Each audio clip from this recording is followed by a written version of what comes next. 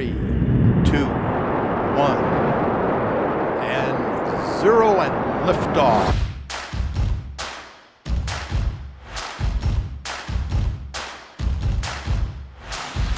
Hey everyone, it's Greg Lafferty, the Rocket Guy, the Rocket Guy Real Estate Investment Network.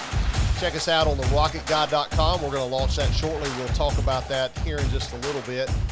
But where we get together here at the Rocket Guy Real Estate Investment Channel just to talk about, guess what? Investing in real estate and how that might make a difference in your financial future and give you a little education. You know, some time ago I had a friend of mine say, I don't know what I don't know about real estate investing. And I said, I can help with that. And I started to look around at some of my other friends, and of course I look at some of my family, including my two sons, and I go, you know, I've been doing this for 25 years. Maybe there's something I could do to help educate others and bring them along and share with them what I've learned. And that's really why I do what I do, primarily to help educate my sons, because one day they're going to wonder what Dad was doing, that crazy guy, and they'll be able to look at these, maybe if they find them out there in the YouTube universe or on Buzzsprout or somewhere, podcast, and be able to find that and get an insight in what their dad was into. But so let's talk about real estate in general. You know, we've talked about the passive income nature of real estate. It's passive, right? That's a real big thing. Get all kinds of gurus out there, how to make passive income. Okay, but how passive do you really want it to be? And that's a question you have to ask for yourself. Do you want to be actively managing this asset? Do you want to totally outsource the whole thing and hire a property management company? And maybe one day we'll create an episode and talk about kind of pros and cons of either side about outsourcing the management or doing the self-manage. I'm going to self-manage this thing, okay? But that's one of the benefits, is to be able to have a passive model around real estate. But even when you think that you're going to outsource everything, you know, really there are certain aspects that you still kind of have to keep to yourself, right? You might want to be involved in the selection of the asset. Okay, what I want to buy, maybe do some analysis or at least review the analysis. But when you ask yourself, you know, if you take the route of being self-managed, what does that mean to you? What does that really look like? At what level are you going to participate? Okay, what do you want to be involved with personally if you want to self-manage? Are you going to be a technician? You got to strap on your maintenance tool belt and dig right in, dive under the sink every weekend? Is that what you're going to do? Or are you going to take a step back and just kind of be the maestro and direct the orchestra, right? And it might even change as your business grows, right? So what I've evolved to is that I've realized that I don't have to know and do everything, right? I just need to know some basics. I don't want to be blind in all this, but I don't have to know every single detail. Now, over 25 years, do you get educated?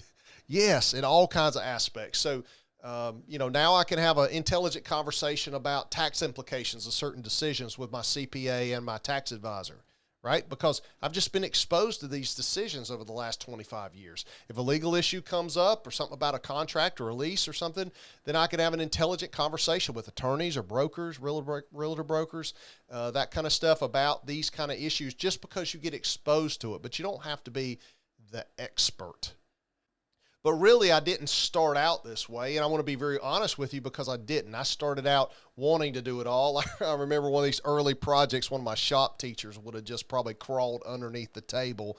I remember I was cutting a piece of paneling with a saw that was built into my Swiss Army knife, okay? I just didn't have a saw with me, and so I didn't even have the right tools.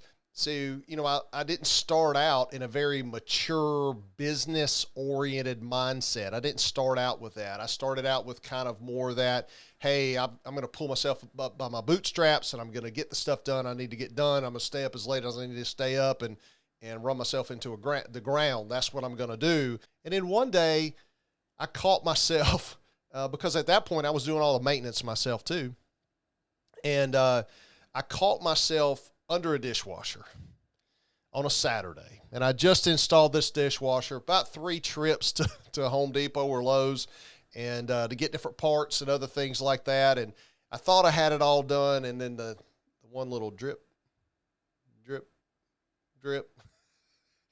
Oh, I was a terrible plumber. I stunk as a plumber. I really did. And I'm underneath this dishwasher watching this drip and really just scratching my head. Actually, just about pull the rest of my hair out. You notice I don't have much, but the rest of my hair out. And I called up this plumber friend of mine and I said, "Hey, buddy, what are you doing?" And he said in his southern vernacular, "Hey, what's up? I'm out flying my drone, having a good time with my kids." I'm like, wait just a minute. Something doesn't add up right. So I'm being a plumber under a dishwasher on a Saturday, but the plumber, on the other hand, is out having a good time.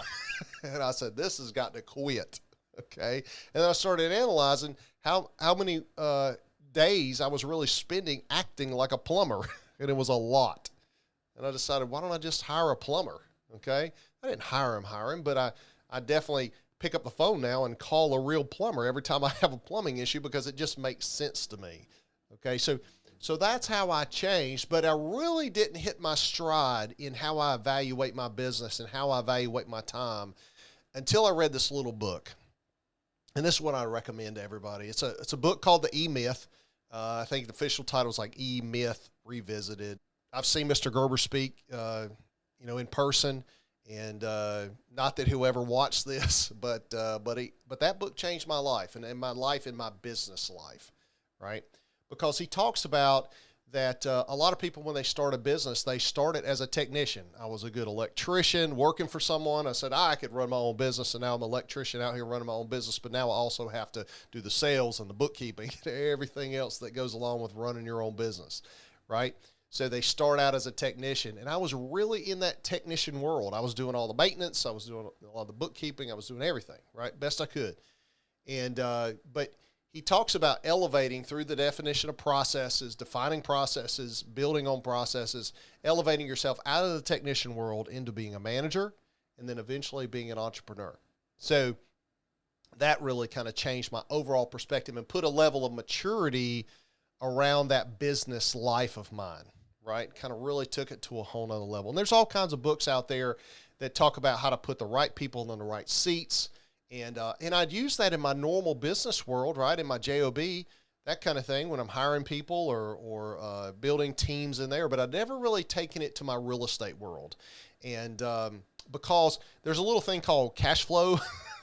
And so, you kind of look at it and say, well, I don't have enough cash to pay somebody. Well, okay, we'll talk about that and how to analyze that. But early on, you sit there and go, I don't have any money, so how can I pay anyone? That's a struggle, right? But eventually, as you buy more and more units, that problem starts to go away, right, and eases up a little bit. And you also realize that if I don't change, I can't grow. So, Greg, how do I get started building a team, right? How do I start this process? That's a great question. At the beginning, okay, because that's where we always start. But one place that's a good place to start, what's a good beginning, is maybe I should kind of sit back and kind of write down my goals about really what does my life look like as a real estate investor? How much do I want to participate? What needs to be done? Maybe take a list, right? What all do you see in your real estate business that needs to be done? And what am I really good at? What do I really bring to the table? What kind of things do I do that add value to my business? Okay, what can I do that I uniquely do that no one else can do? No one else can do. Okay, I put that in quotes because if you really take a step back, there's like 350 million Americans. Somebody else can do what you do, I promise you. Okay, you, even as the owner, are replaceable. And just, remember, what are your high-value tasks, okay? What brings you the most money? Well, for me, it was not putting a dishwasher inside a cabinet on a Saturday afternoon. Or in fact, all day Saturday, I think is what that thing really took me. That was not a really good high-value task. Maybe I should have been better off spending that time with my family, or maybe I should have been better off looking for another investment to buy. That'd probably been a little bit better high-value task for me. So one of my high-value tasks is raising money, right? Going out, talking to lenders, investors, those kind of things. That's one of those tasks that I love to do. It's one of those tasks that I feel like I bring extra value to the table. Maybe one of my other high-value tasks could be defining a new acquisition target and doing some high-level analysis of it to kind of figure out, okay, is this something we ought to buy or not buy, or is this something we need to sell? Okay, that's something, those decisions that are a little bit harder to teach, and but really bring a lot of value, because if I can negotiate a better deal, that's where you make your money in real estate. And it's not fixing the toilet. Okay, that's not where we make our money. We make our money on the buy, we make our money on the turnover and sell. Okay, those are the areas where we make our money. If you enjoyed this this lesson today, I want you to like it, comment it, subscribe to it, all those kind of crazy things that these platforms want you to do. And I hope that you got a few nuggets out of this. And then come check us out at therocketguy.com. We hope to have that platform launched here very shortly. And hope you enjoyed this episode of the Rocket Guy Real Estate Investment Network. Take care. Have a great day.